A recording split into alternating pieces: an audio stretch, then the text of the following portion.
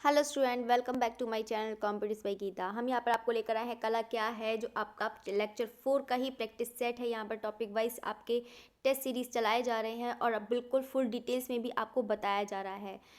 ठीक है, आगे बढ़ते हैं। क्वेश्चन नंबर 1 है, कला की व्युत्पत्ति किस धातु से मानी जाती है? कल, काल या कला या कोमल। आप भी जानते हैं कि कला दो शब्दों से, दो धातुओं से मिलकर बना है। कल व कम से बना है। कल का अर्थ होता है आपका प्रेरित करना या फिर पैदा करना। तो यानी कि इसका किस धातु से माना जाएगा? आपका ऑप्शन ए राइट हो जाएगा। काल से हमारा कोई मतलब नहीं है, कला तो हमारा कला ही की बात कर रहा है, तो कला से भी हमारा कोई मतलब नहीं होगा। कोमल हो गया, कोमल से कोई भी मतलब नहीं हो गया। अब हम बढ़ते हैं। क्वेश्चन नंबर 2 है, आठ शब्द किस भाषा से लिया गया है? अगर हम आठ शब्द की बात करें तो यहाँ पे देखो 4 शब्द लिखे हैं। फ्रेंच है, लैटिन है, अंग्रेजी है, फारसी। तो इसका राइट आंसर देखो, फ्रेंच से तो है नहीं, ना अंग्रेजी से है, ना फारसी है, तो इसका राइट आंसर क्या हो जाएगा? लैटिन भाषा से लिया गया है। हम क्वेश्चन नंबर 3 पर बढ़ते हैं। रूपरद कला क्या होती है? पहले तो हम जान लेते हैं कि रूपरद होता क्या है। रूपरद होता है कि जैसे कोई भी पदार्थ होता है या फिर कोई भी सामग्री होता है, अगर हम किसी को नया रूप दे देते हैं तो वो हमारा रूपरद कला में बन जाता है। रूपरद कला हमारी बन जाती है, तो उसी को हम रूपरद कला कहते हैं। तो यानी कि देखो, काव्य कला होती है तो काव्य कला में भी कोई सामग्री की जरूरत पड़ेगी नहीं। संगीत कला है तो यहाँ पे लेकिन रूपरद कला पूछा है। देखो, संगीत में भी कोई सामग्री की भी जरूरत नहीं पड़ेगी, नृत्य में भी कोई सामग्री की जरूरत नहीं पड़ेगी। तो इसका राइट आंसर क्या हो जाएगा? चित्रकला। लेकिन चित्रकला में हमें कोई सामग्री की जरूरत पड़ती है, उसी से ही हम नया रूप दे देते हैं, तो वो हमारी क्या हो गई? रूपरद कला हो गई। तो इसका राइट आंसर क्या हो जाएगा? ऑप्शन डी हो जाएगा। हम क्वेश्चन नंबर 4 की बात करते हैं। प्राचीन भारतीय साहित्य में कला के प्रति कैसा दृष्टिकोण था? यहाँ पर बात कर रहा है कि जो भारतीय साहित्य कला में कला के प्रति कैसा दृष्टिकोण था। आध्यात्मिक था या फिर लौकिक? लौकिक मतलब जो जीवन से, मतलब उसको लोक से कोई मतलब ही ना हो। लौकिक सामाजिक, जो मतलब सोशल से मतलब हो, लोगों से मतलब हो। राजनीतिक, जो पॉलिटिशियन मतलब पॉलिटिक्स हो, ये भी नहीं। तो इसका राइट आंसर क्या हो जाएगा? आध्यात्मिक हो जाएगा। ठीक है, अब हम बढ़ते हैं क्वेश्चन नंबर 5। कौन सी कला त्रिआयामी नहीं है? अब यहाँ पे त्रिआयामी नहीं है। देखो, त्रिआयामी का मतलब आप जानते ही हैं, मैंने इससे भी पहले टेस्ट सीरीज कराई है, उसमें बताया है कि त्रिआयामी मतलब लंबाई, चौड़ाई और ऊंचाई। देखो, वास्तुकला होती है, वास्तुकला में हम लंबाई, चौड़ाई, ऊंचाई हम देख सकते हैं। लेकिन मूर्ति कला में भी हम लंबाई, चौड़ाई और ऊंचाई देख सकते हैं। लेकिन चित्रकला में हम लंबाई, चौड़ाई, ऊंचाई देख सकते हैं, लेकिन हमें सिर्फ ऊंचाई जो होती है वो हमारी क्या होती है? सिर्फ आभास होता है, लेकिन हमारा ऊंचाई एक्चुअल में नहीं होता है। और नृत्य कला में भी हम देख सकते हैं, क्योंकि नृत्य कला ही इंसान होती है, वही नृत्य करती है या करता है। तो हम इसका राइट आंसर क्या हो जाएगा? ऑप्शन सी हो जाएगा। अब हम बात करते हैं क्वेश्चन नंबर 6। ललित कलाओं का संबंध मनुष्य के जीवन से है। यानी कि यहाँ पे ललित कलाओं की बात कर रहा है, फाइन आर्ट की बात कर रहा है। तो फाइन आर्ट हो गया, तो फाइन आर्ट का मतलब हो गया कि सौंदर्य से मतलब हो गया आपका ये, मतलब फाइन आर्ट को हम माइनर आर्ट भी बोलते हैं। माइनर आर्ट में आपकी सौंदर्य की चीज़ें हो जाएंगी, तो आप समझ सकते हैं कि इसका राइट आंसर क्या हो जाएगा? ऑप्शन सी हो जाएगा। हम बात करते हैं 7 नंबर, उपयोगी कलाएं। उपयोगी कलाएं यानी कि मेजर आर्ट। मेजर आर्ट कौन सी होती हैं? यानी कि जो हमें भौतिक सुख प्राप्त करें। यानी कि जैसे कि अगर आपके घर में कोई वॉशिंग मशीन है तो वो भी हमारा कला में आ गया। अगर कोई कार बना रहा है तो वो भी कला में आ गया। अगर आप फ़ोन भी चला रहे हैं तब भी वो हमारा उपयोगी कला में आ गया। तो ये सब हमारी क्या हो गई? भौतिक जीवन से संबंधित कलाएँ हो गई। तो ये इसका राइट आंसर क्या हो जाएगा? भौतिक जीवन। अब हम बात करते हैं यहाँ पर क्वेश्चन नंबर 8। ललित कला से मानव का विकास होता है। ललित कला से मानव का विकास है। देखो, फिर से ललित कला की बात कर रहा है यहाँ पर फाइन आर्ट। दो फाइन आर्ट से मानव का विकास होता है, यानी कि ललित कला जो माइनर आर्ट की बात कर रहे थे कि बौद्धिक से होता है, भावात्मक से होता है, आत्मिक से होता है, या फिर उपयुक्त तीनों। यहाँ पर बिल्कुल उपयुक्त तीनों हो जाएगा, क्योंकि हमारा जो फाइन आर्ट होता है वो बौद्धिक भी होता है, भावात्मक भी होता है और हमारा आत्मिक भी होता है। तो इसका राइट आंसर क्या हो जाएगा? Option D. 9 नंबर की बात करते हैं, कला का महत्व किस भावना से है? यहाँ पे कला की बात कर रहा है कि कला, तो आप जानते हैं कला की परिभाषा को जीवन में आनंद प्रदान करता है, जो हमें आनंद प्राप्ति, जो लोगों से बिल्कुल अलग करता है, वही हमारी कला होती है। तो कला यहाँ पर क्या आ जाएगा? आपका आनंद से हो जाएगा। अगर हम फाइन आर्ट की बात करेंगे तो हमारा सौंदर्य होता।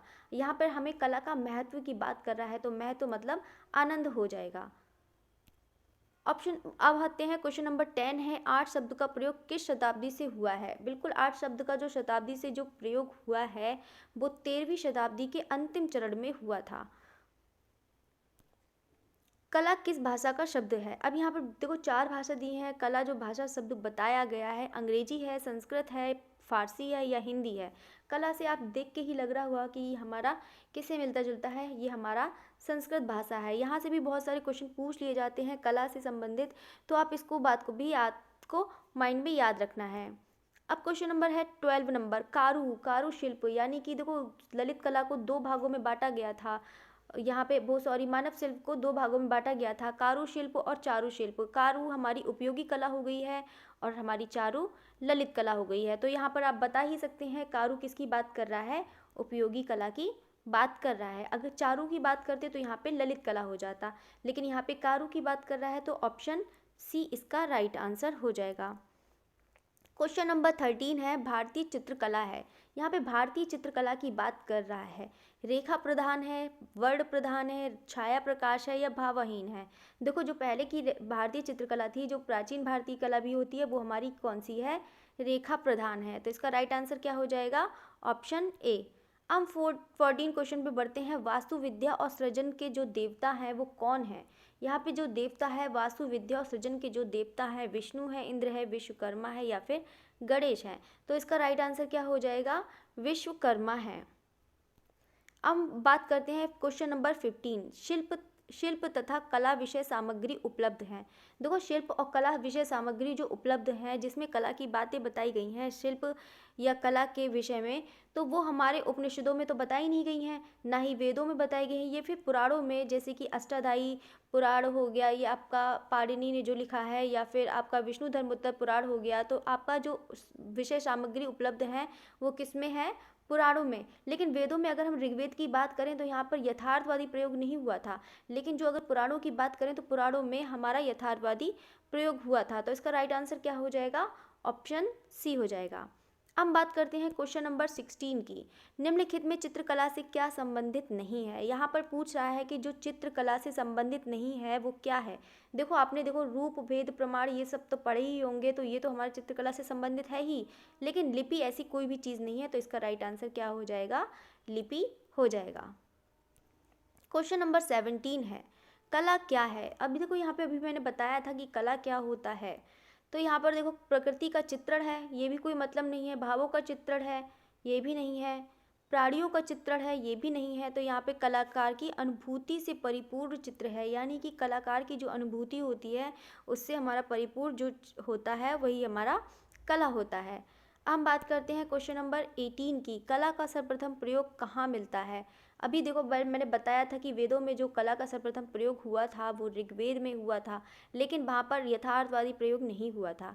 यहाँ पर अगर हम बात करें कि कला का जो सर्वप्रथम प्रयोग हुआ था वो ऋग्वेद में हुआ था, लेकिन यथार्थवादी प्रयोग भरत मुनि के नाट्यशास्त्र में हुआ था। अब देखो यही चीज़ यहाँ पर भी बात कर रहा है कि कला शब्द का प्रमाणित प्रयोग सर्वप्रथम किस ग्रंथ में मिलता है। देखो मानसोल्लास में मिलता है, नाट्यशास्त्र में मिलता है, महाभारत में मिलता है, या इनमें से कोई नहीं। तो आप भी जानते हैं कि जो कला का शब्द का जो प्रमाणित जो सर्वप्रथम जो यथार्थवादी प्रयोग था वो हमारे नाट्यशास्त्र यानी कि भरत मुनि के नाट्यशास्त्र में मिलता है। अब देखो यही चीज़ आती थी, अभी कल व कम के बारे में बताया ही था, अभी क्वेश्चन आया था क्वेश्चन नंबर 1 पर। तो इसमें क्रोधित करना होता है, प्रसन्न करना होता है, भयभीत करना होता है, या इनमें से कोई नहीं। तो आप भी जानते हैं कि कम का अर्थ होता है प्रसन्न करना होता है। क्वेश्चन नंबर 21 है कि कला शब्द का प्रयोग किया जाता है। अब यहाँ पे बोल रहा है कि कला शब्द का प्रयोग किया जाता है। कला कोई ज़रूरी नहीं है कि हमारा चित्रकला से संबंधित हो।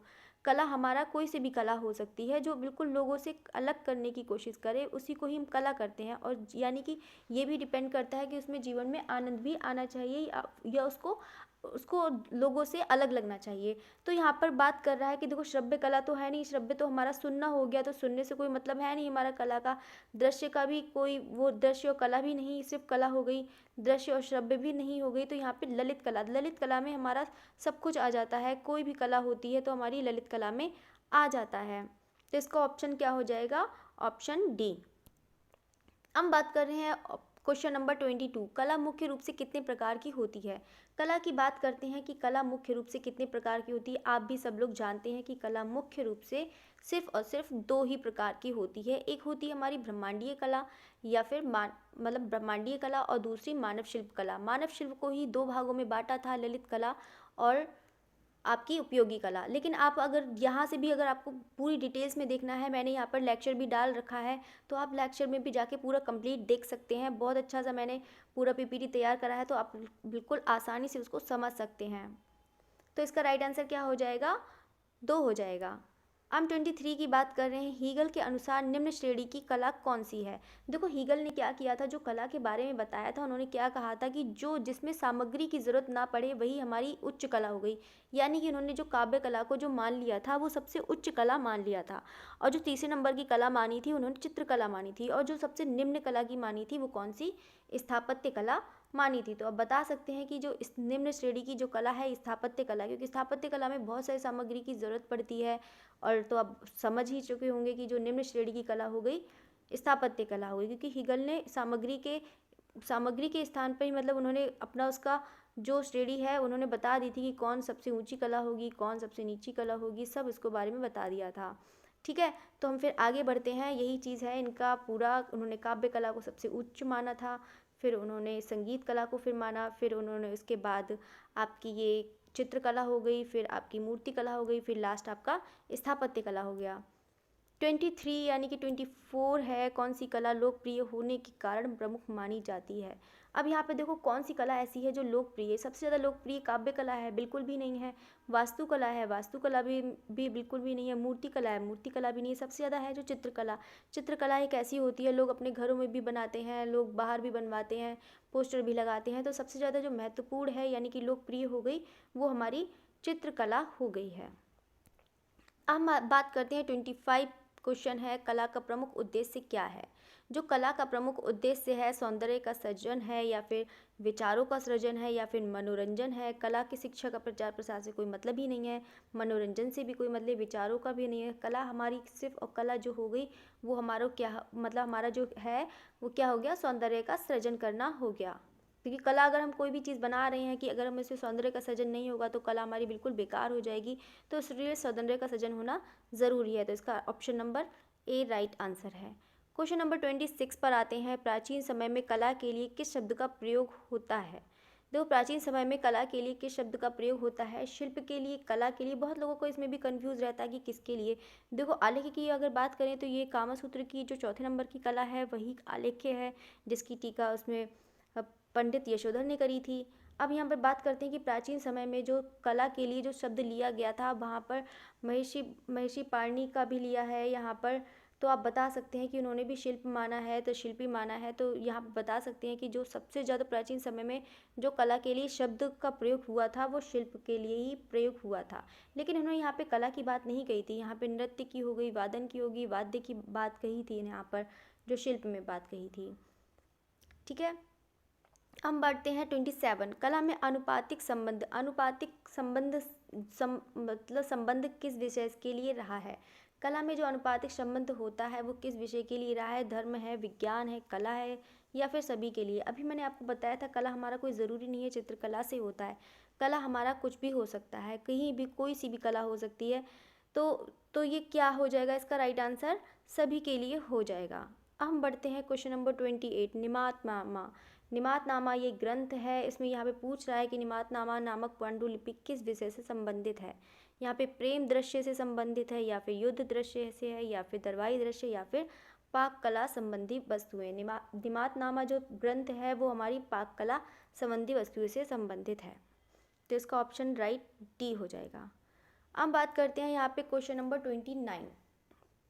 पौराणिक रूप से प्रथम चित्रकार माना जाता है। देखो आप सभी लोग जानते हैं कि जो पौराणिक रूप से जो प्रथम चित्रकार जो माना जाता है वो सिर्फ और सिर्फ ब्रह्मा को माना जाता है। यहाँ पे विष्णु से कोई मतलब नहीं है, ना गणेश है, ना शिव है। तो इसका राइट आंसर क्या हो जाएगा, ऑप्शन ए हो जाएगा। लास्ट हम देखते हैं कला क्या है नामक लघु पुस्तिका के रचनाकार हैं। यहाँ पे कला क्या है कि लघु पुस्तिका के जो रचनाकार हैं वो कौन पूछ रहा है, बिहारी हैं, केशव हैं, या फिर टॉल्स्टॉय हैं, या फिर अभिनव गुप्त हैं। तो इसका जो राइट आंसर है, जो कला क्या है, इनका जो नाम, जो ग्रंथ है, लघु पुस्तिका है के रचनाकार हैं वो इसका टॉल्स्टॉय है। इन्होंने ही कला क्या है नामक लघु पुस्तिका लिखी थी। तो ठीक है, इसका ऑप्शन क्या हो जाएगा, सी। अगर आपको वीडियो अच्छी लग रही है तो प्लीज़ लाइक करना ज़रूर ना भूलिएगा और सब्सक्राइब भी ज़रूर करिएगा। आपको यहाँ से बहुत सारे ऐसे टेस्ट सीरीज़ हैं, बिल्कुल टॉपिक वाइज ही यहाँ पे करा रही हूँ, तो यहाँ से आपको टॉपिक वाइज बिल्कुल टेस्ट सीरीज़ मिलेगी। बिल्कुल एकदम बहुत अच्छे क्वेश्चन मिलेंगे जो बिल्कुल एग्ज़ाम से रिलेटेड होंगे, जो आपके एग्ज़ाम में आने के भी चांसेस होंगे। Okay, thanks for watching.